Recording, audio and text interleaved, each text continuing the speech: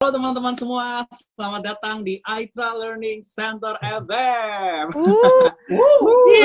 Rame dulu dong. Nah, kalau misalnya kenal Aitra dengan webinarnya, dengan trainingnya, dengan workshopnya, sekarang kita menawarkan sesuatu yang baru, yang adalah video podcast atau YouTube podcast Aitra Learning Center FM.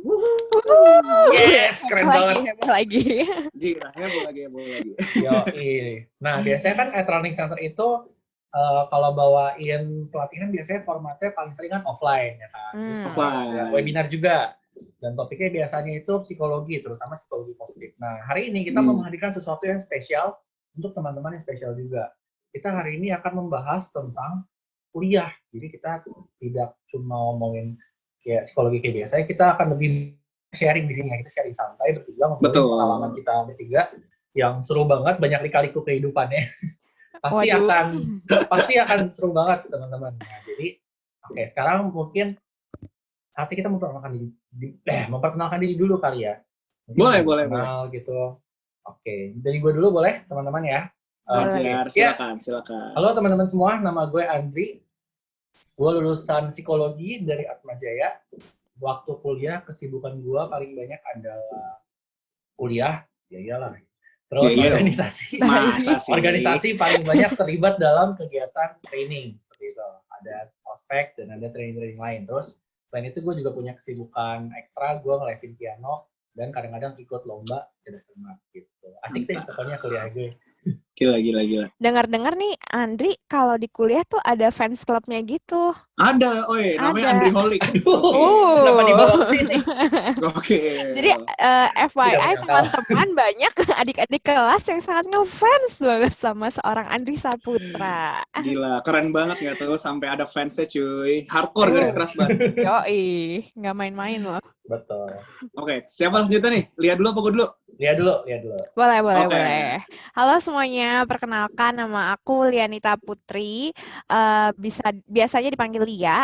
Sama seperti Andri dan Faiz, kami bertiga itu ceritanya lulusan psikologi Atmajaya gitu. Tapi aku di atas mereka gitu.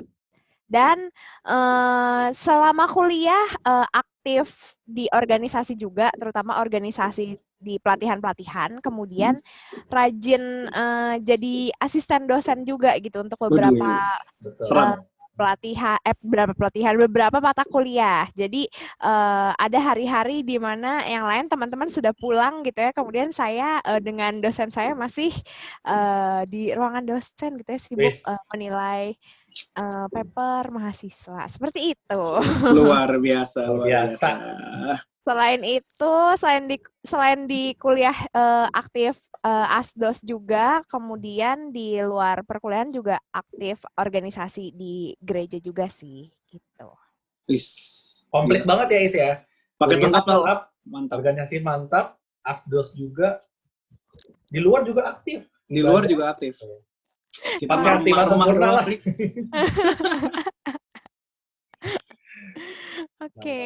Oke, giliran gue ya. Ya. Oke, perkenalkan semua ya, nama gue Faiz. Udah sama lah semuanya kalau soal kuliah di Atma sama, kerja di Aitra sama tentunya dengan dua rekan saya ini.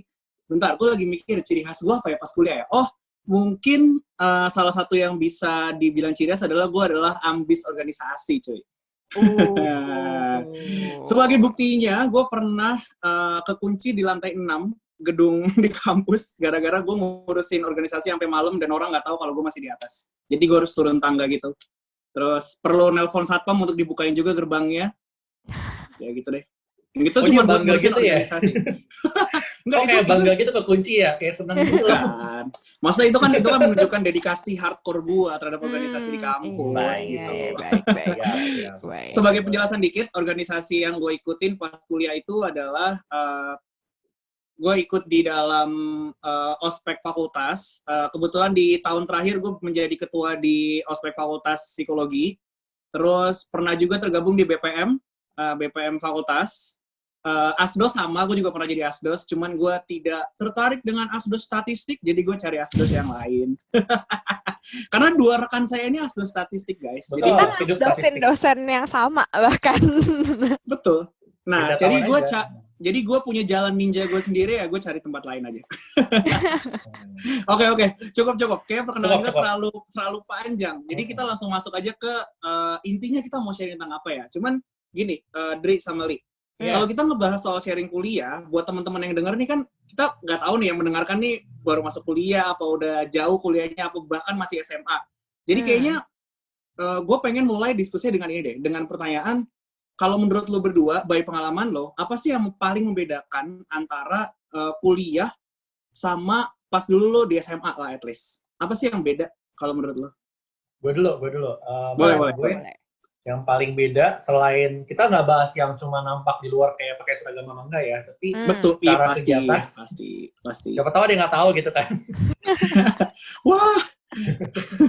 Menurut gue, salah satu yang paling signifikan, paling kerasa, even di hari pertama kuliah adalah soal jadwal pelajaran. Karena kalau waktu sekolah itu, kita kan jadwalnya rutinitasnya sama ya. Tiap hari itu pasti masuknya, kalau gue dulu masuknya 6:30 pagi sekali. Pulangnya jam 3. Iya, 6:30. Gila, gue aja 7:30, Ri. Ya, gue jadi pengen sekolah di tempat lo. Sekolah lagi apa? Tidak. Ya, jadi gue masuknya 6:30, pulang jam 3, itu setiap Senin sampai Jumat tuh sama, gitu. Soalnya rutinitasnya tiap hari juga jelas, gitu loh. Pasti masuk sekolah, pulang, nyampe rumah, cuci muka, tidur siang, bangun tidur, kerjain PR, makan malam, main bentar, tidur, besoknya bangun lagi, repeat tiap hari, gitu loh. Jadi rutinitasnya tuh hampir sama tiap hari, gitu. Bisa lebih diatur, bisa lebih dikontrol. Oke. Sedangkan kalau kuliah itu, yang bikin gue kaget di hari pertama pas gue dapet jadwal, jadi kalau kuliah itu, tiap kampus beda-beda sistemnya, guys. Tapi intinya adalah, kalian akan, biasanya kalau semester 1 mungkin dikasih jadwalnya langsung dari universitas. Kalian akan dapat jadwalnya, dan jadwalnya itu tidak setiap juga. Jadwalnya itu bisa sangat-sangat random, sangat-sangat tidak teratur. Iya, benar banget. Gue pernah di satu semester, kayaknya semester 2. Jadi hari Senin, gue masuk full, dari jam 7 pagi sampai jam 3 sore. Kuliahnya kayak ada 3 kelas di daerah gitu. Selasanya libur, Rabunya masuk lagi, pagi ada kelas, terus sorenya ada kelas lagi jam 2. Jadi ada bolong 4 atau 3 jam di tengah gitu. Sama bener. Se-scatter gitu. Terus Kamisnya libur lagi, terus Jumatnya kuliah lagi gitu. Jadi benar-benar se-hektik itu gitu. Dalam artian lo nggak bisa seperti anak sekolah yang jadwalnya udah predictable banget gitu. Gitu. Itu sih pengalaman gue yang paling kerasa gitu maksudnya. Kalau dipikir-pikir sama sih. Kayak pas awal dapet itu langsung ngeliat kayak bingung gitu nggak sih? Nggak tahu sih. Iya. Kalau lo berdua gimana? Kalau gue awalnya sempat ngerasa bingung karena biasanya gue selalu waktu gitu kan, kayak paling jedas berapa menit terus langsung masuk mata kuliah lagi gitu. Terus lo dihadapkan pada situasi tiba-tiba, anjir habis ini gue kemana ya gitu. Gue harus nganggur di mana lagi nih habis ini gitu. Tapi lo pernah ngerasain kayak gitu nggak sih? Maksudnya sempat bingung gitu kayak, gue gimana ya menanggapi jadwal yang tadinya teratur terus tiba-tiba jadi kayak nggak karuan gitu, ibaratnya scattered aja gitu. Menanggapinya ya? Cara menanggapinya awal-awalnya perlu adaptasi banget sih sejujurnya, karena ya ini gue 4 jam ngapain ya? Apakah gue ke kantin? Apakah gue ke Mall Semanggi? Kalau kampus kita bertiga kan sebenarnya mall kan. Gitu. Betul.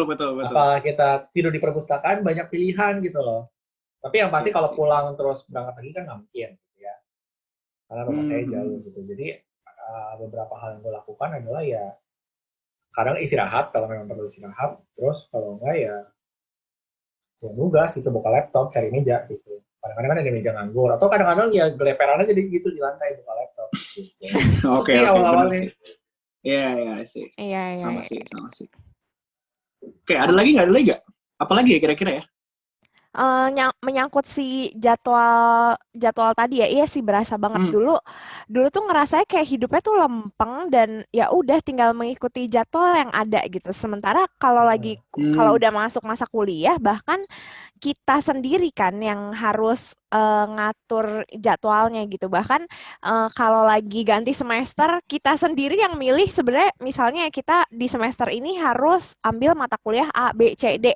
Bahkan kita sendiri yang harus ngatur, oke nih mata kuliah A, kita mau ambil yang hari apa, jam berapa, kemudian mata kuliah B hari apa, jam berapa gitu. Jadi benar-benar hidupnya udah bukan yang terjadwal lagi gitu, dan bahkan berakibat juga pada akhirnya harus menentukan juga tadi sih kayak abis ini 4 jam waktu luang ini mau dipakai buat nongkrong-nongkrong doang atau misalnya hal yang lebih berfaedah gitu kayak ngerjain tugas lah, apa kayak ke perpus kayak gitu. Cuman sebenarnya kalau gue pribadi nih ya, jujur-jujuran aja nih ya, waktu awal-awal kuliah tuh masih kayak berasa wah enak nih jadwalnya kan kalau dilihat-lihat kayak lebih dalam tanda petik lebih lowong gitu ya daripada masa sekolah yang padat banget.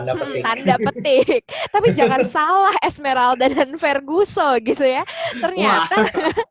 Ternyata di setiap tugas di setiap mata kuliah tuh ada tugas yang di minggu besoknya tuh harus udah ada gitu. Jadi di awal-awal tuh berasa kayak ini waktu kuliah gue, jadwal kuliah gue lowong, sempet lah ini mah ngerjainnya nanti aja pas malam gitu ya. Ternyata misalnya di hari itu ada pagi kuliah, terus deh gitu nganggur sampai sore baru ada kelas gitu ya.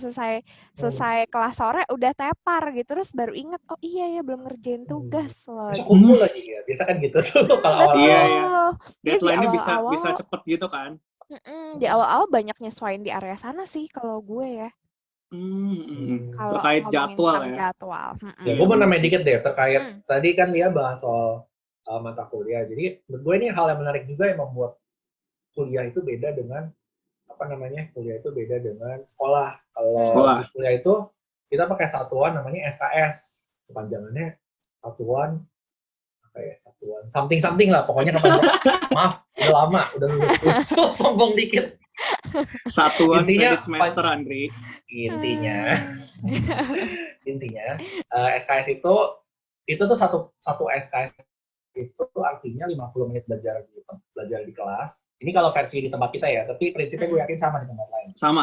Iya. 50 menit belajar di kelas, 50 menit belajar mandiri, plus 50 menit belajar tugas gitu. Jadi sebenarnya di balik satu mata kuliah yang kita jalanin itu pasti ada tugasnya, itu part of the learning juga gitu, udah dipaketin. Kalau sekolah kan patokannya cuma jam pelajarannya doang gitu. Betul. PR itu kan sesuatu yang bisa ada bisa enggak. Tapi kalau itu PR itu sesuatu yang sudah pasti bisa di-expect dari setiap mata kuliah gitu. Karena memang sistemnya gitu. Benar. Betul. Tapi memang kerasa banget ya, memang sistem belajarnya jadi beda gitu. Jadi cara lu belajar di kelas itu juga jadi beda. Dan satu hal lagi yang menambahkan cerita lu ya, yang gue rasakan juga, nggak tahu mungkin lu punya cerita juga sih ya dengan yang ini. Selain karena pola belajar lu beda, cara belajar lu beda, lu di kelas juga ngerasa beda nggak sih antara guru dulu pas SMA sama pas lu kuliah itu jadi ngerasa beda nggak sih perannya di kelas? Karena gue ngerasa beda gitu loh. Yang tadinya gurunya seperti apa, pas di kuliah tuh gue sempet kagok gitu, oh gini doang nih. Kan kadang-kadang pernah gak sih yang kayak lu cuma dateng, terus tiba-tiba dikasih tugas, lu suruh baca sendiri, terus lepas aja gitu. Iya kan, kayak kaget gitu. Oh gitu, ada yang punya pengalaman gak? Yang kurang lebih kayak membahas soal itu deh, kaget beda antara guru sama dosen tuh beda gak sih?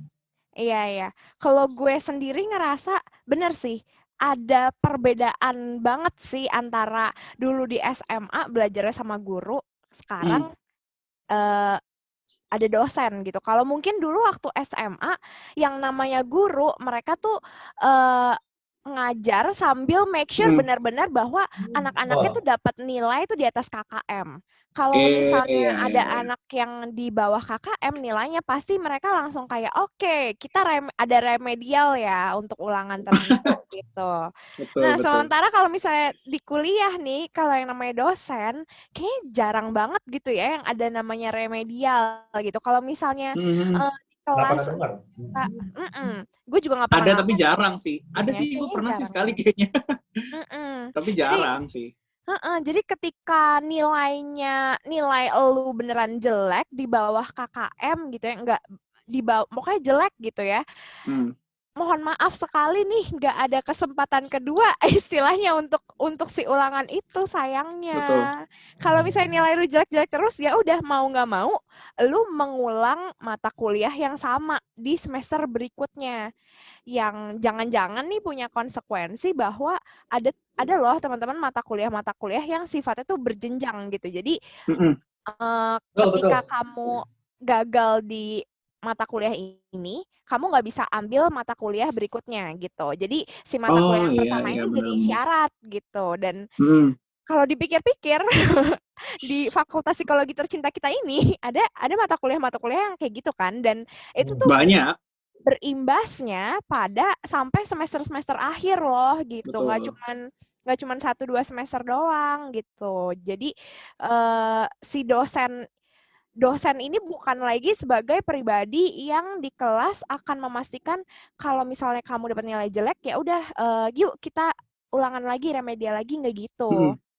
Dan sifatnya mungkin kalau dulu guru SMA itu benar-benar ngajarin, nyekokin kita, benar-benar make sure kita dapat bisa paham materinya gitu ya, bahkan sampai dikasih latihan soal segala macam gitu ya. Yuk kita latihan soal. Kalau misalnya ternyata anak-anaknya belajar sesuatu, misalnya anggaplah belajar aljabar gitu ya. Terus anak-anaknya masih nggak ngerti dengan latihan soal itu, akan dijelasin lagi gitu. Sementara kalau yang namanya kuliah, dosen tuh sifatnya udah bukan nyekokin lagi loh. Dia kayak cuman ya kalau dosen-dosen yang selama ini gue temuin ya udah di kelas istilahnya cuman meng-guide kalau misalnya anak-anaknya ada yang kurang paham ya udah silahkan ditanyakan. Tapi kalau misalnya kita sendiri aja masih nggak sebenarnya hari ini mau belajar apa, materinya tentang Benar. apa, gimana kita mau nanya ke dosennya juga gitu. Dan dosennya juga nggak akan yang nanya, ayo kalian udah baca halaman sekian sampai sekian belum, kalian udah nggak paham ngejar ya, nggak akan belum. ngejar Betul, juga gitu. betul, mau nggak mau ya kita sendiri yang harus punya kemauan untuk benar-benar paham dan mengerti sih gitu dengan karakteristik yang seperti itu. Agree. Dan di kuliah kan kalau misalnya dulu nggak tahu sih, kalau pengalaman gue ya dulu SMA itu guru-guru gue ya udah kalau di kelas belajarnya ya metodenya gitu-gitu aja sih, ya di kelas dia menerangkan kemudian ngasih latihan soal. Betul. Ya sekali-sekali presentasi gitu ya. Tapi ternyata pas kuliah gue tuh cukup kaget loh, ternyata dosen-dosen tuh bahkan punya metodenya tuh sangat beragam gitu. Jadi nggak bisa pakai satu gaya gitu. Jadi ingat banget dulu gue waktu awal kuliah semester 1 di hari pertama gue belajar itu kebetulan dapat dosen yang masih berbau-bau gayanya seperti guru SMA. Jadi nerangin di depan gitu ya. Oh, PPT ya, biasanya pakai PPT doang sih bacain iya. ya.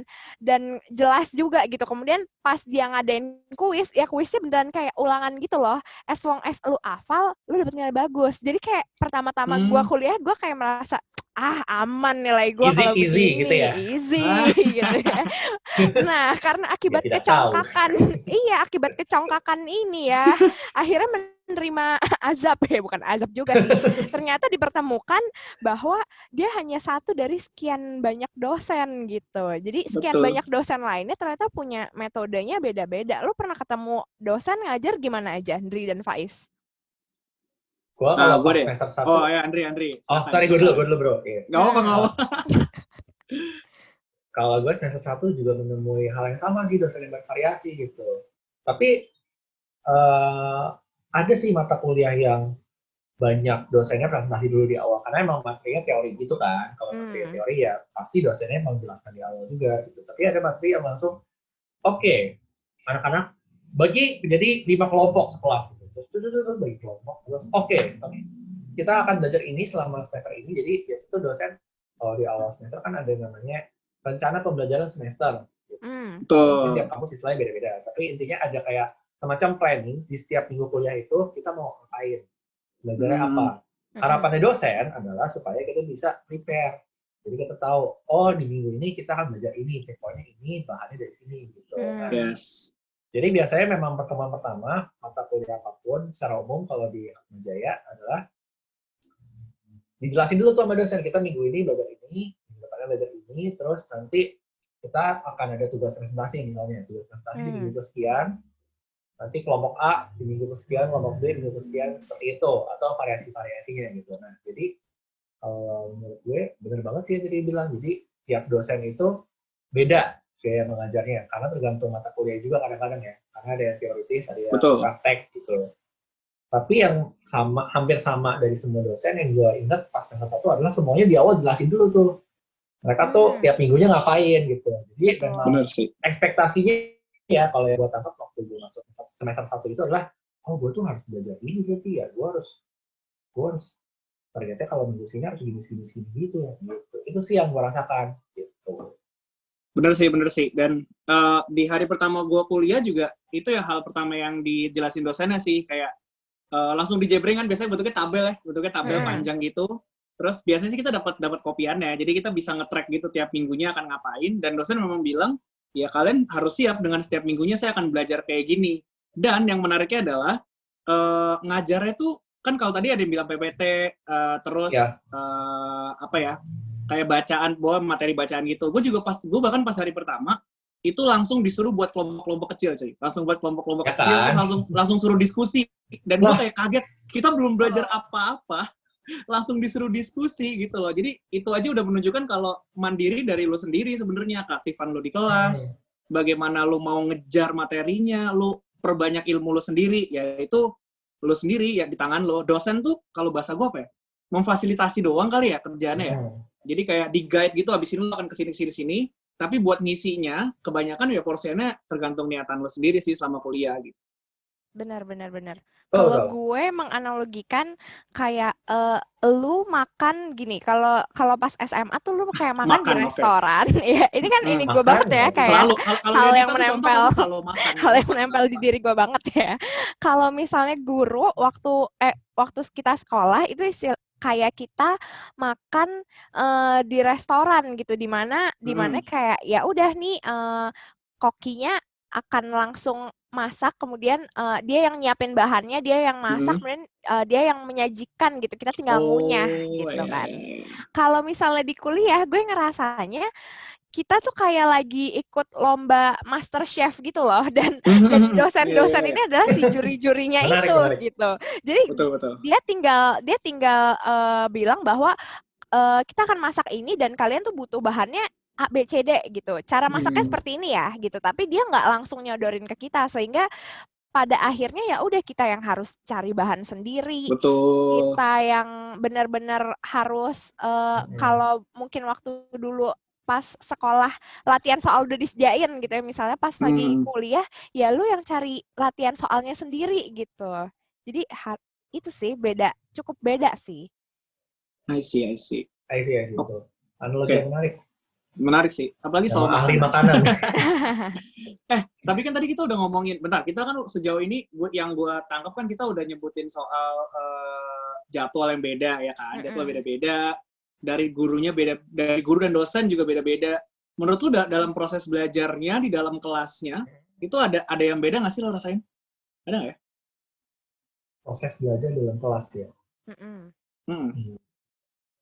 Proses tuh maksudnya berarti yang gimana nih, yang lebih kayak selama kita kuliah ngapain aja dalam kelasnya gitu? Beda. Atau mungkin gini kali ya. Gue ngerasa sih gini, satu hal yang gue tangkep pas masuk kuliah tuh awal, gue ngelihat di kelas gue tuh nggak cuman angkatan gue sendiri, tapi gue ngelihat ada angkatan-angkatan atas juga tuh yang ada di dalam kelas gue. Bener nggak sih? Apa gue doang nggak tahu nih? Betul.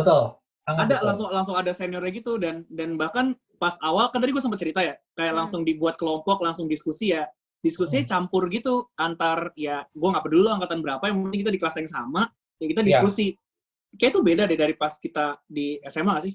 Betul beda banget. Kalau di SMA mungkin ada beberapa kali kerja kelompok, tapi hampir pasti, bahkan mungkin sangat pasti kita tuh kerja kelompok pasti yang naik ke kelas gitu. Nggak mungkin misalkan gue kelas IPA 1 terus disuruh kerja bareng sama anak IPA 5 gitu. Kan aneh gitu. Kan gurunya jadwalnya beda gitu. Jarang banget. Iya. Sedangkan kalau kuliah itu kita sangat mungkin bisa sekelas sama orang yang kita nggak kenal karena bukan dari kita. Kedua, bahkan bisa beda angkatan. Ketiga, bahkan sangat mungkin bisa beda fakultas. karena kadang-kadang ada mata kuliah yang sifatnya general, jadi semua Oh, pasti mata campur. kuliah umum ya, Mata yang kuliah umum, masih betul. campur. Yang kayak misalkan logika, gitu, Pancasila, gitu. Itu Pancasila, kan iya benar. sifatnya umum, semua fakultas sama-sama belajar itu. Jadi Betul. ada kelas-kelas yang memang fakultas-fakultas banyak dicampur, ya kita harus siap untuk berkelompok dengan orang fakultas lain gitu. Itu menurut gue experience yang langka, ngeri-ngeri sedap gitu loh. Kenapa tuh ngeri-ngeri? Iya, karena bisa berakhir manis, bisa berakhir nggak seenak itu juga gitu. Pertama gini, kita bicara sama orang yang seangkatan, teman kita aja nih kerja kelompok itu aja mungkin nggak selalu berjalan mulus ya kan. Kadang-kadang bisa ada konflik dari hal simpel misalkan kayak cara jam kerjanya, gaya kerjainnya, gaya bahasanya, gaya komunikasi dan banyak lagi gitulah. Nah, sekarang gimana tantangannya pasti lebih banyak kalau lu harus kerja dengan orang yang beda angkatan. For whatever reason ya, mungkin dia ngulang, mungkin dia emang memutuskan untuk tidak ngambil di tahun sebelumnya ya. Sebenarnya bukan masalah angkatannya gitu, tapi yang dari pengalaman gue adalah kalau beda angkatan itu kadang-kadang suka prioritasnya beda gitu. Prioritasnya beda tuh dalam artian orang-orang tersebut tuh bukan mengutamakan kuliah. Itu yang seringnya gue temukan, gitu. Walaupun ada yang nggak seperti itu tentunya. Jadi harus beda tuh cara kerjanya gitu, beda banget pengalamannya. Gue pernah di salah satu semester paling berkesan, garis miring menyiksa di masa kuliah gue adalah semester 4. Jadi ada satu mata kuliah penelitian gitu ya. Mata kuliah suruh buat penelitian gitu lah. Nah, itu di mata kuliah itu gue harus sekelompok sama 4 orang, bukan 4, sama 4 orang senior dari angkatan beragam. Jadi bentar, 4 senior, elunya yang seangkatan sama lu ada? Gak ada. Cuman sendiri. Lu berlima, lu sendiri? Iya. Gokil. Ya, ada kesalahan perhitungan dalam buat kelompok, jadi lu tertendang. Gitu ya. Oke. Gimana? Itu pengalaman yang menarik sih, karena gue gak mau mengulang, tapi itu menarik karena gue jadi belajar banyak di situ bahwa ya in the end bagaimana lu mendapat nilai di akhir itu lu yang mengontrol akhirnya gitu. Karena waktu itu gue sempat nyerah banget tuh, gue jujur aja pernah ngomong ke asusnya, Kak boleh nggak sih gue pindah kelompok gitu. Karena udah hopeless banget gitu. Hal-hal yang sering gue temukan adalah komunikasinya sulit gitu, nggak responsif. Karena kayak yang tadi gue bilang, yang gue tangkap mereka prioritasnya beda gitu. Mereka kuliah maunya yang penting lulus gitu. Sedangkan gue prioritasnya, gue mau nilainya sesuai harapan gue lah gitu, nggak cuma lulus gitu. Nah, jadi akibatnya adalah ya effortnya tidak seimbang gitu misalnya. Itu sangat mungkin terjadi gitu. Itu semacam apa ya, realita yang menurut gue anak kuliah itu pasti akan hadapi cepat atau lambat gitu. Kelompok itu pasti nggak selalu sejalan mulus gitu. Nah, gue yang jadi kuncinya adalah ya mau kita harus take lead gitu, take control situation sedini mungkin. Jadi waktu itu yang gue akhirnya lakukan adalah ya gue nanya sebanyak mungkin orang gitu di luar kelompok gue gitu. Karena walaupun gue sekelompok sama 4 orang ini senior, tapi kan nggak berarti gue nggak boleh nanya orang dong gitu. Kan gue bukan nyontek juga gitu. Gue minta pendapat gitu. Itu tuh menurut gue yang menarik dan menjadi pembeda kuliah dari sekolah gitu. Lu bisa mencari info kemana aja gitu. Asal lu ada niatnya dan tahu caranya. Jadi ya gue nanya ke teman-teman gue, minta pendapat, tugas lu gimana gitu. Paling pendapat. Terus pernah juga sering banget nanya asisten dosen, Kak ini gimana ya gitu. Terus nanya dosen juga aktif, Bu apakah begini sudah benar gitu. Kadang-kadang nanya senior juga yang bukan asisten dosen, senior yang kebetulan kenal misalnya. Itu membantu sih, karena kadang-kadang senior kan udah mengalami pembelajaran itu dulu ya, udah lulus. Iya, betul. Jadi kita bisa tahu sesuatu yang mereka udah tahu duluan gitu. Kadang-kadang kita udah sepintar apapun, kita udah kuliah serajin apapun, pasti ada aja hal-hal yang lu cuma bisa tahu kalau lu udah ngalamin gitu. Jadi betul. Itu pentingnya lu banyak nanya sih ke orang-orang yang udah mampu duluan gitu. Paling gampang ya senior atau dosen. Gitu sih menurut gue. Bener sih. Terus. Oh iya, terkait kerja kelompok juga nih, kalau menurut gue yang perlu teman-teman di luar sana tahu juga bahwa kalau misalnya udah di kuliah nih, kerja kelompok tuh istilahnya udah bukan cuman selingan lagi gitu loh. Tapi kerja kelompok ini biasanya satu bisa dimanfaatkan dosen untuk ya udah bukan dosennya yang ngejelasin, tapi ya udah nih per kelompok, tiap kelompok di setiap kali pertemuan maju presentasi gitu. Jadi istilahnya Ya, betul. kalian dapat materi pelajarannya itu dari kelompok lain yang lagi presentasi dan kelompok kalian yang akan presentasi juga gitu. Kedua, Betul. si kerja kelompok ini juga sebagai bentuk tugas gitu dan bukan porsiannya tuh bukan porsian yang dikit gitu loh. Jadi biasanya betul kalau banget. dari pengalaman gue di awal-awal mata kuliah itu udah langsung disuruh bikin kelompok dan nanti itu penilaiannya tuh bisa sampai menentukan kamu bisa lulus mata kuliah ini atau enggak berdasarkan hasil kerja kelompok ini gitu. Benar-benar Jadi 1 semester ya. betul. Jadi si kerja kelompok ini bukan lagi kalau dulu pas sekolah kan ya udah deh presentasi mah presentasi doang lah, nilainya kayaknya porsiannya kecil deh. Tetap Tidak bisa. Iya, kalau dulu kan kayak ya udah kalau lu mau dapet nilai bagus kan ya udah nih dari si nilai-nilai pribadi aja gitu. Sementara kalau sekarang kerja kelompoknya sudah bukan selingan lagi saudara-saudara. Betul. Kerja kelompok adalah jalan ninja anak kuliah. Tapi walaupun begitu, itu kan di fakultas kita ya. Kita nggak tahu juga sih kalau di fakultas lain mungkin ada yang tugasnya individualnya juga pasti ada sih tugas individual. Cuman poin dari bahasan kita tadi adalah ya lo semua yang mendengarkan nih harus prepare juga kalau seandainya lo dihadapkan pada situasi ngerjain tugas lo ya bareng sama kelompok lo yang lo nggak akan tahu bahkan kelompoknya kayak gimana bentukannya gitu kan. Betul. Selama 1 semester lo ketahannya gitu. Tapi menarik deh Li, tadi lo sempat nyebutin soal tugas kelompok itu, yang penugasan kelompok itu dibuat sampai ke ujung penilaian gitu kan, ibaratnya menentukan lu lulus apa enggak. Itu kan ibaratnya kalau di sekolah tuh kayak apa ya? Kayak ulangan semester ya? Sama ya, ulangan ujian akhir semester gitu kan. Ya. Beda, lu coba deh share sedikit deh. Ada bedanya apa lagi sih yang lu temukan gitu di UAS-nya kuliah? Kalau terkait sama penilaian tadi ya, mungkin terkait penilaian ya. SMA kita tuh nilai besar kita kalau misalnya kita mau naik kelas gitu ya biasanya ngegenjotnya adalah di UTS UAS gitu ya. Dan mostly adalah paper and pencil test gitu. Jadi udah ujian tertulis menjawab soal. Iya sih. Gitu kan. Kecuali pelajaran olahraga paling ya. Betul. Pelajaran olahraga. Pengecualian. Nah, kalau di kuliah setiap mata kuliah tuh punya bentuk tugasnya dan bentuk ujiannya tuh beda-beda, nggak cuma paper and pencil. Waktu itu gue pernah ambil mata kuliah di mana di akhir semesternya itu harus membuat pameran. Jadi harus mengedukasi.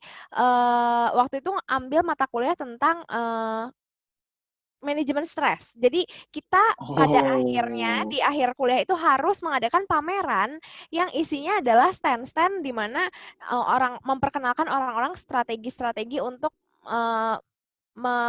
manage stres mereka gitu.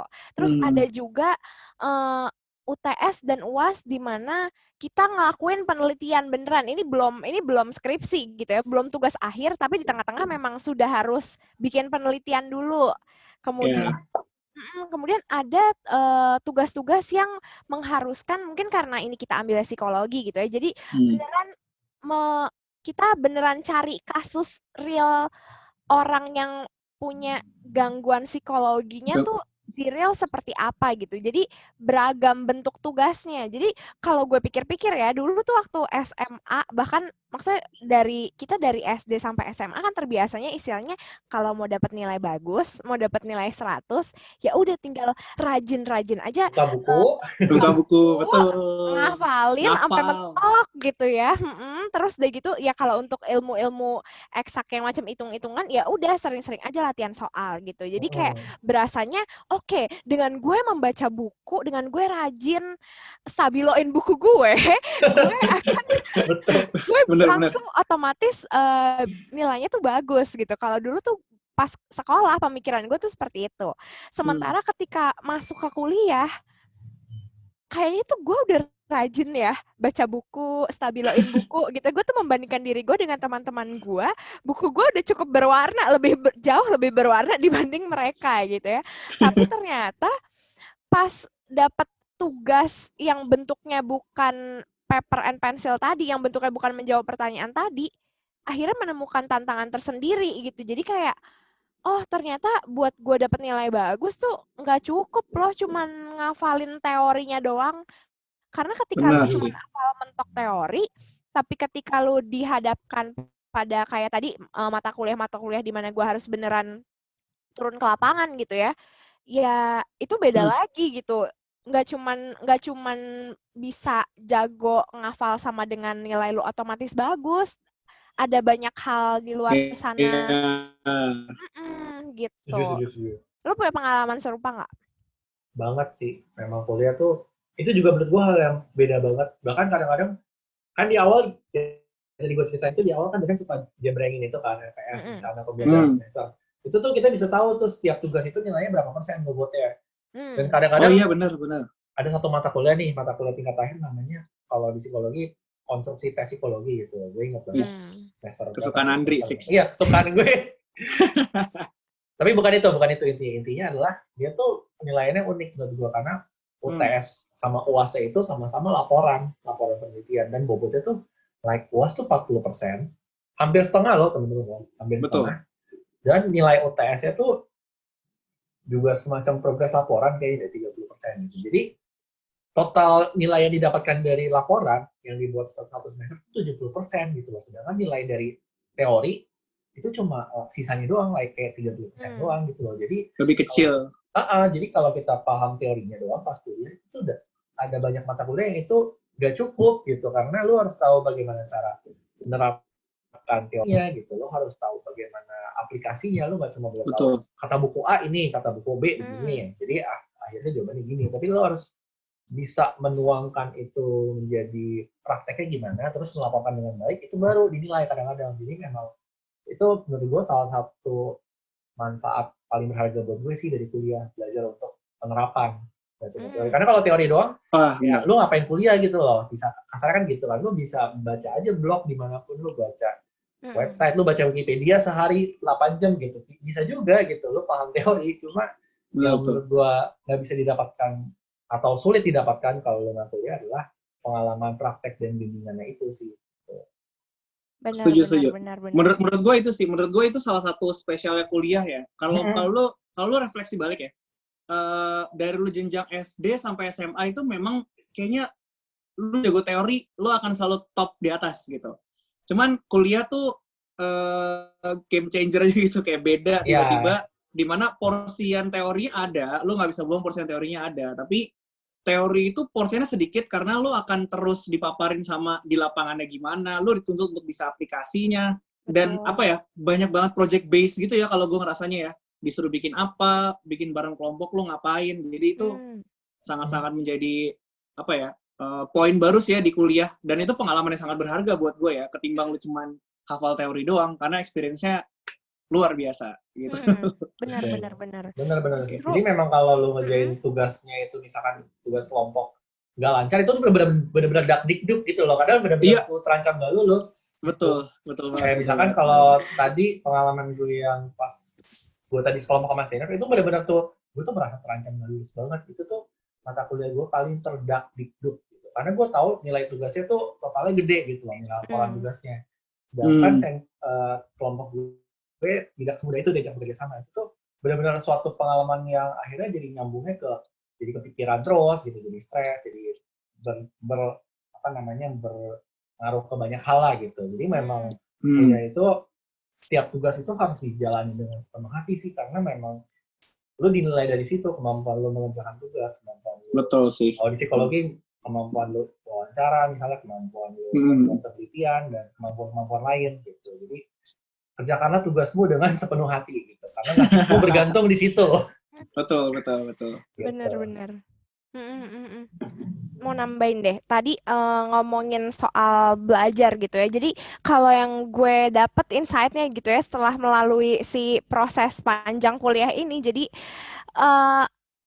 mindset-nya adalah belajar tuh nggak cuman lu tahu teorinya doang gitu. Tapi Yap, kalau kalau lu bisa dinyatakan istilahnya lu benar-benar dianggap belajar ketika pada akhirnya lu tuh tahu loh sebenarnya ini tuh cara mengaplikasikannya seperti apa di lapangan tuh ya, kayak gimana bentuknya dan itu sih yang harus Jobs. dikejar gitu karena kalau cuman ngejar betul betul. teori orang nggak perlu kuliah loh ternyata kalau dipikir-pikir gitu Mm-mm. ya. Kalau cuman ngejar teori ya tinggal beli buku, maksudnya tinggal beli buku, baca, selesai gitu. Tapi ketika Mm-mm. ketika kita kuliah justru pengalaman berharganya yang perlu dicari selama proses belajarnya ini adalah gimana cara mengaplikasikan teori-teori tersebut gitu sih menurut gue. Hmm, Makanya Setuju, belajarnya setuju. juga nggak bisa betul. cuman istilahnya nggak bisa cuman kita dianggap belajar ketika kita membaca buku nggak gitu juga Yes, gitu. Enggak.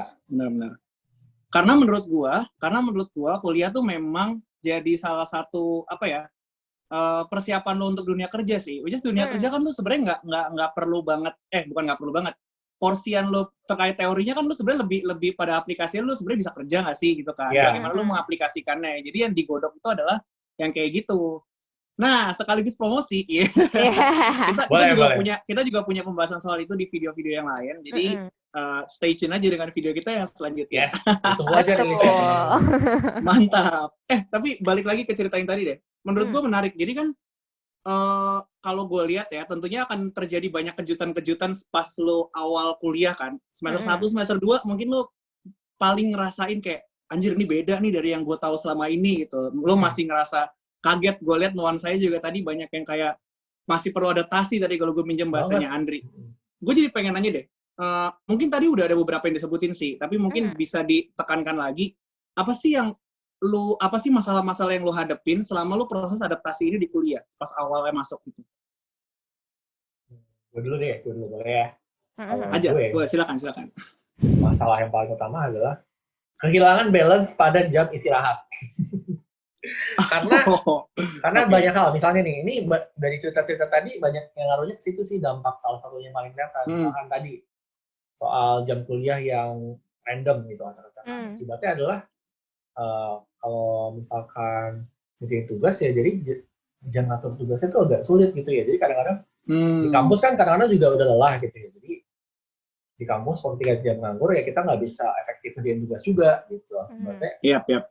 Akibatnya jadi misalkan nongkrong, refreshing sama teman itu kan juga perlu gitu ya supaya nggak mumet. Gitu.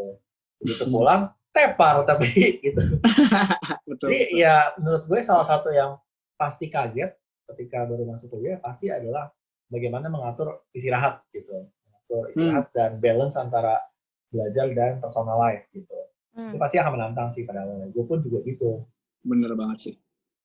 Harus lebih fleksibel dengan jadwal sih, kayak kalau sekolah kan bisa kayak gue bisa tiap hari sore bebas ngapain aja gitu. Kalau ini tuh lebih kayak kita harus lebih pandai mengatur jadwal sih menurut gue, kayak kita bisa Bener sih. kayak lu harus planning hari ini malam ini gue mau ngerjain tugas ini gitu. Karena kalau enggak jadinya akibatnya yang pernah gue alami juga dulu pas semester 1 adalah tugas-tugasnya jadi SKS gitu loh. Sistem ngebut Apa tuh? semalam dan itu tuh Sistem bukan ngebut semalam. tugas dengan tugas-tugas yang pernah gue lakukan dan dapat nilai yang baik gitu. Karena yang tadi gue bilang, tugas itu kan bobotnya gede banget kalau kuliah ya. Tugasnya tuh nggak cukup cuma ngeliat lo cuma paham teori doang, lo tuh harus benar-benar Mm. bisa menggambarkan bahwa lo paham prakteknya gitu. Iya, Jadi bener. ketika dulu waktu gue semester 1 nilainya ada mata kuliah yang gue ingat banget tuh semester 1 hampir lalu B minus tuh. Itu gara-gara gue belajar SKS tuh, gue nyesel banget sampai sekarang. Mata kuliahnya 5 SKS lagi, jadi bobotnya kali 5. Wow, gede banget tuh pasti. Itu gue nyesel karena belajar SKS. Kenapa gue belajar SKS? Karena gue belum bisa mengatur waktu gue dengan pandai. Gue masih tidak bisa memplanning, oke hari ini gue mau belajar ini, besok belajar ini, malamnya ngerjain tugas ini sama teman-teman. Gue belum bisa tuh pas semester awal. Masih kayak apa yang paling deket deadline-nya gitu loh. Jadi fokusnya tuh lebih kayak berserah pada deadline gitu. Mana deadline yang memanggil gue duluan, gue kerjakan. Which is itu salah banget, dan dari situ gue belajar banyak. Oke, nggak bisa gini terus. Kalau kayak gini terus, gue jadinya jadi deadline. Nggak sehat buat gue. Gitu. Gue belajar akhirnya, Bener sih. gue yang harus take over control atas waktu gue. Gue harus take over control atas gue belajar apa hari ini, gue mau jadi tugas apa hari ini. Gitu. Itu sih Betul kalau dari sih. gue yang paling konflik besar. Mm. Gitu. Oke. Iya, Dari lu, Li? iya, iya. Kalau terkait jadwal sih gue juga ngalamin di mana pas jadi dari SD sampai SMA tuh mohon maaf nih, saya tuh anaknya bukan tipe-tipe yang demen begadang gitu ya. Jadi Oke. kalau waktu Nah ini juga jadi, nih. jadi waktu Iya sih, bener SMA begadang. teman-teman, jadi ceritanya kan SMA nih gue program akselerasi gitu ya di Wih, kelas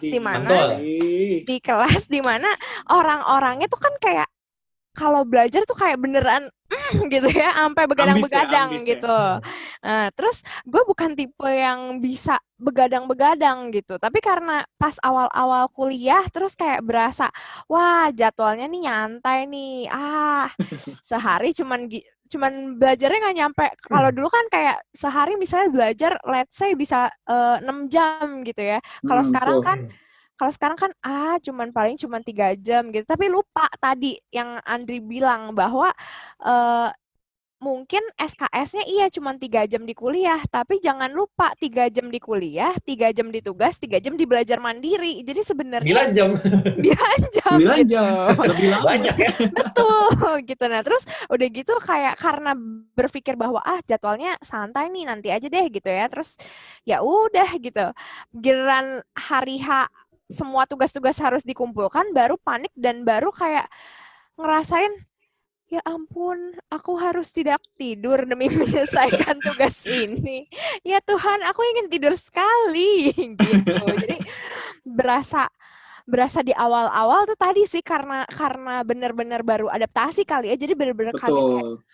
ya ampun, aku harus begadang gitu. Iya Dan sih. ini sih terkait jadwal, ternyata jadwal hidup kita ketika kita kuliah tuh nggak cuman terkait dengan diri kita sendiri kalau menurut gue ya. Apalagi ketika ada tugas kelompok, lu ikut organisasi juga gitu. Iya, Jadi bener banget tuh. jadwal hidup lu tuh nggak cuman bergantung sama lu. Kalau kalau gue mau belajar jam 3 ya gue akan belajar jam 3 gitu. Belum tentu bisa jadi jam 3 lu nanti harus rapat. Kemudian jam 3 lu harus kerja kelompok lah apalah gitu. Jadi benar-benar Betul. si pinter-pinter ngatur jadwal sendiri tuh benar-benar harus jadi tanggung jawab lu deh gitu. Karena Bener kalau sih. enggak ya lu akan terombang-ambing aja gitu dengan semua deadline-deadline yang ada gitu. Bener sih. Ya kuncinya semuanya di kita pada akhirnya ya. Kuncinya semuanya di kita gitu. Karena gue juga sebagai anak organisasi juga yang aktif banget itu juga ngerasain tuh. Pengennya gue jam segini pengen belajar sendiri. Atau pengen ngerjain kelompok ekspektasi. Ujung-ujungnya kelompok gue, sorry guys, gue jam segitu lagi ada organisasi, ntar boleh mundur nggak? Sedangkan pas mundur gue yang lagi nggak bisa. Jadi ya gitulah, memang mesti pinter-pinternya di kita. Itu juga gue kaget tuh pas awal-awal kayak susah banget ya mau ngerjain tugasnya susah gitu rasanya. Balik lagi sih, tergantung bagaimana kitanya gitu. Tapi kalau menurut gue ya setelah udah berapa tahun kuliah, gue bisa ngeliat sih maksudnya ketika orang yang semester 1 masih keteteran banget jadwalnya, terus ada orang-orang yang berkembang dari situ, ada yang enggak gitu loh. Dan itu tuh menurut gue kelihatan hasilnya gitu. Ada orang-orang yang kayaknya demen banget begadang kalau di Instagram story-nya lagi buka laptop, ada kopi sebelahnya, Starbucks ya. udah ambil satu tugas, story gitu. Itu sering banget ada orang yang gue liat kayak gitu. Dan menurut gue pun maksudnya sesekali juga melakukan itu. Gue pernah misalkan gue sama Faiz kita skripsian bareng dan sengaja begadang gitu loh. Tapi itu begadang yang terencana gitu, bukan begadang yang kayak guys besok deadline. Itu tuh begadang yang terencana karena kayak kita pagi sampai sore itu ada agenda, terus kita istirahat dulu, nanti kita janjian di Starbucks begadang gitu. Terus biasanya habis diskusi sama dosen kita istirahat lagi gitu. Jadi walaupun begadang pun tapi udah lebih terkontrol gitu, begadang terencana gitu lah. Betul, itu begadang yang sengaja kita buat karena memang udah kita plan gitu loh, bukan begadang yang karena keperluan deadline kan maksudnya. Yes, bukan begadang karena tadi didikte deadline gitu. Itu beda menurut gue, dan itu sesuatu yang harus dipelajari sih pelan-pelan gitu. Pasti awalnya kaget gitu. Tapi harus gue pelan-pelan bisa take control. Oke, gue kalau mau begadang ya terencana gitu. Gue perlu begadang nih gitu. Bahkan gue salah satu trik gue adalah gue membatasi begadang gue maksimal selang-seling gitu. Jadi misalkan Senin begadang, Selasa gue nggak boleh begadang gitu. Iya ada, masanya gue melakukan itu. Bener-bener kayak gue ngitung. Gue ngitung kayak, iya, jadi misalkan seminggu 5 hari nih, tugasnya lagi berentet banget. Terus gue kayak, oke, gue butuh waktu lebih. Gue kalau tidur biasa, gue nggak cukup waktunya untuk tugas. Gue harus Senin begadang, Selasa istirahat, karena gue batas maksimal gue itu, kalau lebih dari itu udah nggak fokus, percuma tugas. Iya. Terus Rabu begadang lagi gitu. Bahkan kadang-kadang di plan gue menyelipkan gue harus nginep di kosan teman supaya hemat waktu tidur gitu. Itu sering banget. Iya, gue misalkan sering numpang. Ini saya korbannya. Dan banyak teman-teman lain yang gue tumpangi. Gue bersyukur sih banyak teman yang suportif dan membantu gitu. Itu suatu hal yang sangat membantu gue gitu. Itu sih menurut gue. Harus sampai segitu kadang-kadang gitu. Asik. Terkait jadwal dan bagaimana lo membagi waktu ya. Bener sih. Bener. Ada lagi nggak kira-kira? Apa lagi masalah yang lo temuin kalau lebih? Apalagi ini tadi kan Andri juga sempat bilang ya bahwa jadwal kuliah kita kayak misalnya kelasnya pagi jam 7, terus ada kelas lagi baru misalnya jam 7 sampai jam 9 let's say. Terus udah gitu ada kelas lagi baru jam 3 atau jam 4 sore. Itu kan waktu nganggurnya sangat panjang gitu ya. Betul, Jadi, betul. Dan ternyata kan hidup kita nggak cuman ngurusin tugas doang ya. Ada banyak hal yang harus dijaga gitu ya, misalnya butuh waktu untuk ngurusin organisasi gitu. Kalau misalnya kayak Andri tadi harus mempersiapkan misalnya lomba cerdas cermat, harus ngasdos, kemudian belum lagi misalnya lu harus pacaran misalnya kalau punya. Kalau punya. Jadi harus benar-benar pinter-pinter ngatur waktu-waktu senggang kita tuh mau dipakai buat apa sih gitu sih. Benar. Jeda-jeda itu harus dianggap sebagai ini ya, privilege lebih ya sebenarnya. Harus dimaksimalkan. Bahkan itu istilahnya tuh bukan jam rehat sih ya. Ya kalau di total juga emang tetap satu hari tuh sama dengan tetap 24 jam gitu. Jadi kayak itu tuh bukan sebuah kemewahan untuk yeay gue hari ini punya waktu banyak, enggak juga gitu. Ya, menurut gue kalau misalkan lo rehat terencana juga nggak apa-apa gitu. Betul. Terencana gitu. Kayak, oke, gue perlu take a break, otak gue udah ngebul. Oke, gue mau ke mall dulu, ngaso gitu. Kadang-kadang ini juga butuh itu gitu. Itu menurut gue juga bagian dari belajar efektif. Tahu batasan lo di mana, tahu lo maksimalnya di mana, tahu gue butuh istirahat nih sekarang gitu. Karena udah nggak efektif. Karena gue pun sering mengalami pas semester awal. Memang semester awal tuh memang penuh adaptasi ya. Jadi ketika ngerjain tugas begadang tuh ya, apalagi tugas-tugas kalau kuliah, kalau di psikologi kan banyak yang sifatnya paper nanti gitu ya. Makin malam tuh kayak ketikan semakin tidak jelas gitu loh. Pas kita ngetik tuh kayak, ayo guys selesaikan. Ayo guys gitu. Laptop tidur 1 jam, besoknya bangun presentasi terus kayak gue ngetik apa semalam, gue nggak ngerti gitu loh. Itu sangat sering ngalamin waktu semester 1. Gue yakin lu pada juga pasti sering ngalamin deh. Pasti betul sama. Gue itu juga penting gitu loh, kalau kuliah tuh lu nggak sekedar cuma bisa get the job atau get the task atau get the homework, dan lu harus do it right, itu juga penting gitu. Karena kalau enggak ya selain nilai lu juga rugi, lu juga nggak dapat apa-apa dari situ, dapatnya nggak maksimal. Itu menurut gue juga penting sih untuk bisa mempertahankan kualitas semua tugas yang dikerjakan gitu. Bener sih. Ya memang pada akhirnya di kita semua ya harus fleksibel dalam banyak hal gitu. Ngelihat situasi aja, kalau emang lu perlu ngebut ya kejar, kalau lu perlu butuh rehat ya rehat. Jadi fleksibel ngambil waktu ya, kalau gue nangkepnya sih dari yang lo tadi sharing gitu. Bagaimana waktu itu ya segimananya lu maksimalkan lah waktu yang lu punya gitu kalau lebihnya. Oke. Ada apa lagi? Ada masalah lagi nggak kira-kira yang lo temukan? At least dari yang tadi lu ceritain deh, tadi kan ada terkait dengan senior. Tadi Andri sempat sharing juga ya terkait dengan bagaimana dia nge-handle situasi senior dan dinamikanya itu pas lagi ini kelompok bareng. Ada lagi nggak kira-kira? Terkait kerja kelompok berarti ya ini ya? Iya, kerja kelompok deh. Kalau kerja kelompok,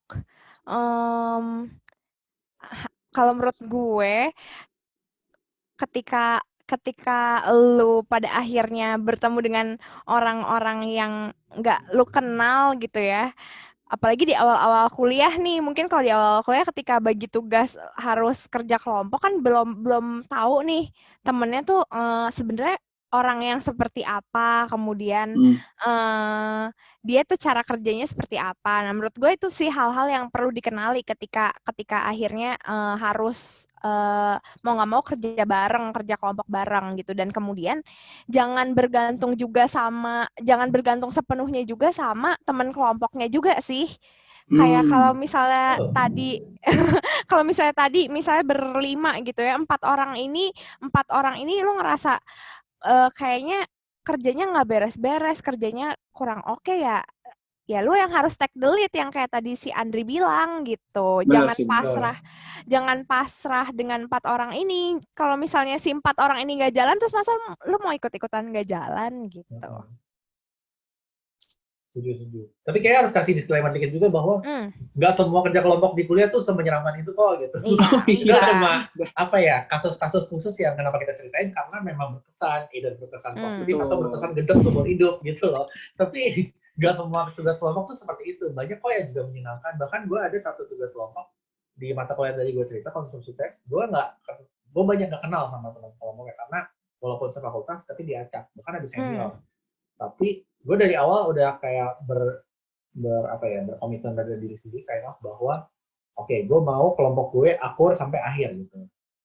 Ya bisa gitu loh, walaupun banyak differences, walaupun mungkin level of knowledge-nya berbeda gitu, walaupun mungkin gaya kerjanya beda, tapi tetap in the end tetap akur gitu loh, karena mata kuliah itu rumornya gitu banyak yang memecah belah persahabatan gitu. Jadi sebenarnya menurut gue bukan artinya semua kerja kelompok pas kuliah pasti akan disaster sih, enggak, itu cuma beberapa aja, dan juga tergantung pada bagaimana lo bisa mengatasi situasi-situasi yang tidak menguntungkan, misalkan temennya beda angkatan gitu. Benar sih. Dan ngomongin soal teman kuliah juga sebenarnya kita habis ini juga akan ada another video juga ya khusus untuk bahas soal gimana sih caranya membangun pertemanan yang oke gitu ya, karena pada akhirnya kan teman juga ngaruhnya kemana-mana ya, termasuk ke bagaimana kita nanti ujung-ujungnya bisa belajar dengan efektif apa enggak gitu. Benar. Kita akan punya video, jadi tunggu aja. Betul. Iklan terus. Promosi, iklan lagi. Oke deh. Gue jadi pengen nanya deh. Tadi kan lo udah ceritain soal masalahnya dan bener banget sih apa yang lo alamin itu juga gue alamin. Pun juga bagaimana lo handle masalahnya juga sering, maksudnya itu hal-hal yang kayaknya untuk untuk mahasiswa baru yang baru kuliah tuh perlu tahu juga gitu loh, bagaimana caranya menghadapi masalah-masalah tadi gitu ya. Cuman gue mau nanya deh, Dri sama Li, menurut gue nih udah bisa sedikit ngerucut ke kesimpulan, karena gue udah mulai melihat sebenarnya ada satu hal yang gue pengen nanya nih. Kalau ada satu hal yang gue tanya ke lo, yang kira-kira menjadi kunci utama kalau pas awal-awal masuk kuliah untuk beradaptasi dan survive, menurut lo apa sih? Menurut gue jawabannya satu kata yang paling merangkum adalah harus mandiri gitu. Mandiri dalam artian kalau menurut gue ya, bahasa gue mandiri itu artiin deh. Lu mau mencapai targetnya seberapa, lu tentuin dulu sendiri. Tiap orang kan beda-beda targetnya ya, itu terserah masing-masing orang. Tapi ketika lu nentuin targetnya seberapa, ya lu harus mengeluarkan usaha yang sesuai gitu, yang selaras. Kalau lu mau targetnya segini tinggi gitu, lu mau targetnya nilainya A terus gitu, tapi usaha kualitasnya nggak nyampe A, ya itu namanya belum mandiri gitu. Betul. Setuju. Gitu. Oke. Enggan untuk berbicara panjang lebar. Setuju dengan mandiri ya. Tapi gue pengen nanya, mandiri versi lu tuh kayak gimana, Li? Oke. Mandiri. Menurut gue, mandiri adalah ketika lu bisa mengatur diri lu sendiri gitu ya. Jadi benar kata Andri tadi, lu yang menentukan sebenarnya perkuliahan lu, nilai lu, IPK lu itu akan seperti apa. Lu yang menentukan dan lu yang memilih nanti perilaku-perilaku atau aktivitas apa yang mau lu jalani, dan lu juga yang akan menjalani konsekuensinya. Betul. Jadi ketika ngomongin tentang mandiri, menurut gua di sana harus punya kesadaran bahwa setiap tindakan kita tuh punya konsekuensi. Ketika kita memilih untuk ya udah mau leha-leha aja, nggak mau menggunakan waktu dengan baik misalnya, ya nanti akan ada konsekuensi yang menyertai gitu. Ketika lu menganggap bahwa kuliah nggak penting lah belajar gitu ya, jangan menyesal ketika nanti di akhir ternyata lu mengalami hambatan-hambatan tersendiri karena hal yang udah lu lakuin gitu. Apalagi ini sifatnya kan udah kuliah tadi kan mandiri, lebih ke self-regulated learning kan jatuhnya. Jadi lu sendiri yang mengatur diri lu. Jadi kalau misalnya lu sendiri yang nggak bisa stay focus on yourself, lu nggak bisa menyemangati diri sendiri, ya lu juga yang akan lost di tengah-tengah. Dan itu kan yang gue alami gitu loh. Jadi ketika ini FYI nih teman-teman ya. Jadi walaupun aku angkatannya di atas Andri dan Faiz, tapi mereka lulusnya lebih duluan gitu loh. Karena aku ngerasa bahwa ada masa-masa di mana pas akhir-akhir perkuliahan tuh sempat lost gitu loh. Jadi kayak sempat lupa bahwa ini tuh journey-nya gue sendiri yang menentukan loh. Pace gue, kecepatan gue seberapa, itu gue yang menentukan. Sehingga seberapa tertinggal gue dengan yang lain juga itu gue yang menentukan gitu. Belum lagi ketika kuliah nanti, kalau lu nggak bisa mengatur diri lu sendiri, lu yang akan keteteran sendiri. Dan si keteteran itu kan nyangkutnya ke banyak hal ya, dampaknya ke banyak hal gitu. Misalnya ke nilai, kemudian ke gimana lu akhirnya juga overwhelm, stres sendiri, akhirnya enjoy, kesehatan mental lu juga terganggu gitu ya. Lingkaran setan gitu nggak sih? Makin muter-muter aja. Iya. Bahkan ngefeknya tuh nggak cuma pas kuliah juga, tapi ketika lu selesai kuliah, kalau misalnya nilai lu jelek, terus nanti lu mau kerja juga akan lebih susah gitu. Betul. Mendapat kesempatan kerjanya lebih terbatas gitu. Belum, dan menurut gue kalau dari pengalaman gue dan pengalaman gue mengamati teman-teman gue, ini tuh ngomongin si self-regulated learning tuh bukan cuman ngomongin tentang pintar dan nggak pintar ya. Kuliah tuh bukan cuma ini hal yang berbeda dan nggak pintar gitu. Betul.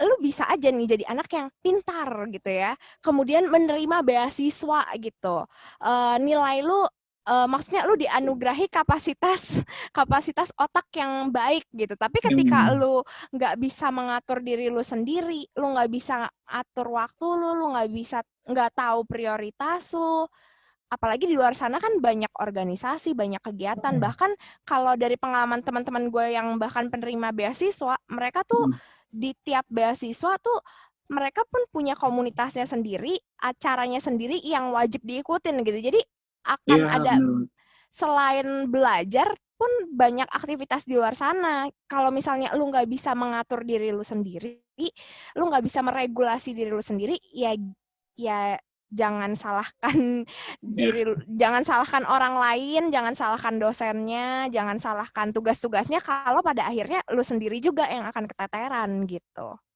Bener sih. Gila. Kalau gue ngerangkum ya, intinya gue setuju sih. Salah satu kunci utama awal lu masuk kuliah dan selama lu proses kuliah adalah mandiri. Karena ibaratnya semua spotlightnya ada di lu gitu loh. Sekarang semua spotlightnya di lu. Semua pilihan di lu.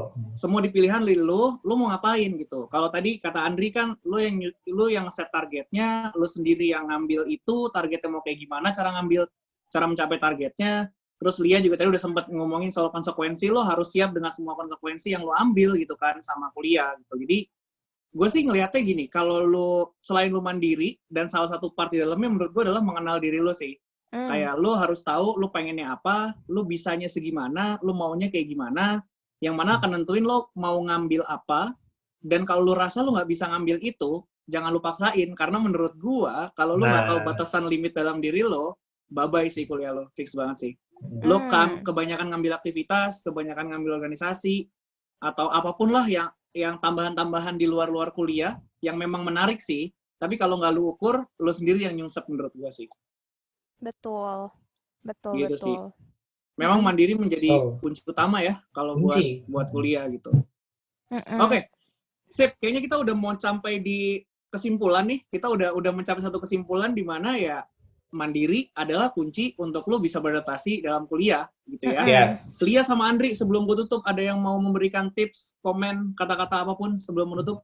Gue dulu. Boleh. Gue sangat sepakat bahwa mandiri adalah sesuatu yang sangat penting buat kuliah. Cuma yang ingin gue tekankan lagi mungkin ya adalah bahwa mandiri itu mungkin bukan suatu skill yang bisa lo dapatkan dalam sedetik jari tek gitu. Lo masuk kuliah hari pertama di kampus, atau kalau sekarang kan online ya, lo hari pertama buka laptop, kuliah online pertama, lo langsung menjadi manusia yang sepenuhnya mandiri. Enggak, itu tidak mungkin teman-teman. Karena pasti perlu adaptasi, dan adaptasi itu wajar. Cuma yang penting adalah ketika lo mengalami kesulitan, ketika lo mengalami, oh ternyata ini ya rasanya kuliah. Ketika lo mengalami misalkan overwhelm karena jadi banyak tugas yang satu, apa yang lo lakukan di situ? Apakah lo beradaptasi, lo memilih untuk lebih belajar, oh ini harus gue take control gitu, atau lo cuma diam di tempat menggunakan gitu. Jadi menurut gue, mandiri itu bisa dan perlu dilatih pelan-pelan sejak semester 1 gitu. Jadi harapannya kalau teman-teman dengar podcast online ini, teman-teman udah bisa mindset-nya lebih siap untuk merubah perilakunya jadi lebih mandiri. Itu. Mantap. Lianita? Jadi kalau misalnya ada yang tanya, Kak, berarti sebenarnya cara efektif belajar ala anak kuliah tuh gimana? Ya itu tadi, satu katanya yaitu mandiri, belajarnya mandiri. Dalam artian kita yang atur waktu belajar kita sendiri, kapan menyicil tugas, kapan mau belajar gitu ya. Kemudian kita sendiri yang berusaha, misalnya ternyata kita nggak ngerti materi dari dosen, ya kita yang harus sendiri gitu, inisiatif berusaha nanya ke senior kah, nanya ke asdosnya kah, atau nanya ke dosennya juga gitu. Atau misalnya menemukan cara-cara belajar seperti ya udah diskusi aja sama temennya, belajar bareng sama temen kalau misalnya memang nggak ngerti, tanya-tanya ke orang lain gitu. Yang jelas itu. Dan kalau ada yang nanya, emang iya kuliah kita perlu belajar sampai segitunya? Emang iya kita kudu ngambis buat nilai kuliah? Kan katanya dengar-dengar kalau misalnya di pekerjaan nanti kan orang tuh nggak cuma ngeliat IPK gitu. Bener, itu nggak salah. Tapi itu nggak lengkap aja menurut gue. Jadi memang nggak segala sesuatu tuh bukan selalu butuh IPK ya. Nggak setiap hal di hidup kita butuh IPK. Untuk kita punya pekerjaan bagus, syarat mutlaknya bukan IPK. Untuk kita jadi sukses di masa depan, syarat utamanya bukan IPK. Tapi kalau IPK kita jelek, kita nggak akan bisa dapat kesempatan kerja yang baik. Apalagi nih kita sama-sama tahu nih di psikologi gitu ya. Kalau misalnya HRD, otomatis nyaring orang-orangnya kan pertama dilihat dari syaratnya aja deh, minimal IPK sekian gitu. Jadi kalau ada yang bilang bahwa IPK kan tidak menentukan segalanya, betul. Tapi masalahnya IPK tuh jadi ini loh, jadi gerbang awalnya loh. Kalau mau punya kesempatan untuk dapat tawaran pekerjaan yang baik, biasanya orang juga lihat IPK kok gitu. Jadi IPK memang bukan segalanya, tapi segalanya tetap butuh IPK. Lu mau daftar kuliah lagi, IPK dilihat lagi. Lu mau daftar kerja, IPK jadi syarat. Betul. Ada syarat minimalnya berapa gitu. Jangan sampai lu punya kompetensi yang bagus gitu ya. Lu orang yang bisa bekerja sama dengan orang lain, lu kemampuan berpikir kritisnya sangat baik gitu. Tapi karena ketika lu di kuliah lu nggak serius dan nilai lu jelek, pada akhirnya istilahnya perusahaan atau tempat kerja belum sampai lihat ke sana, baru di screening awal nih lu udah terbuang gitu. Jadi itu segalanya. IPK bukan segalanya, tapi segala sesuatunya butuh IPK loh. Jadi jangan disepelein juga nilai akademis secara secara akademis di kuliah itu jangan disepelekan gitu. Betul, nambahin dikit. Karena menurut gue IPK itu bagi gue ya bukan cuma menggambarkan seberapa pintar lu, tapi ya bagi gue IPK itu kalau gue ngeliat orang IPK-nya berapa ataupun yang gue banggakan dari IPK gue itu adalah bukan masalah pintar atau enggaknya, tapi lebih ke bagaimana gue mengatur belajar gue supaya efektif. Itu sih menurut gue. Jadi ketika lo, maksudnya kalau menurut gue orang HRD mungkin juga bisa melihatnya gitu, bahwa IPK tuh bukan cuma masalah lo pintar atau enggak gitu. Jadi kalau lo IPK-nya tinggi doesn't always mean lo pintar, walaupun mungkin ada korelasinya, dan kalau rendah doesn't always mean you're not smart gitu loh. Mungkin cuma masalah cara belajarnya perlu ditingkatkan gitu. Jadi kalau menurut gue itu mindset yang membantu sih ketika lo berpikir IPK tuh menggambarkan bagaimana cara gue belajar sudah efektif atau belum gitu. Sip, mantap. Dari gue udah gak ada tambahan. Itu udah wrap up yang menarik banget. Gue cuma mau menutup dengan omongan seperti ini. Menurut gue, kuliah atau cerita kuliah masing-masing orang bisa beda-beda. Lu bisa membayangkan kuliah lu menyeramkan dengan cerita-cerita kita tadi. Tapi percayalah, kuliah tuh bisa menjadi journey yang menarik kalau lu bisa belajar dengan cara yang efektif. Betul. Gitu kalau menurut gua. So, thank you teman-teman sudah mendengarkan video kita, dan sampai berjumpa di video kita yang berikutnya. Bye-bye. Dah. Bye.